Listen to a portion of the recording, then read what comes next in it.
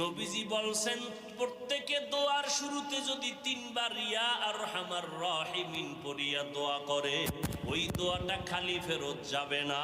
জবানটা খুলিয়া মুহাব্বতে সবাই পড়েন, ইয়া আরহামার রাহিমিন, ইয়া আরহামার রাহিমিন, ইয়া আরহামার রাহিমিন। ও যুবকেরা কাঁদো, দুনিয়ার এই গরমের থেকে আরো কত কঠিন গরম, জাহান্নামের আগুনের গরম, কিয়ামতের ময়দানে সূর্যের গরম, গুনাহগারের মাথাগুলো টাস টাস করিয়া ফেটে যাবে। গরমের কারণে জমিনটা তামা হয়ে যাবে। নবীরা নাফসি নাফসি বলে কাঁদবেন। কান্না যদি না আসে ডানে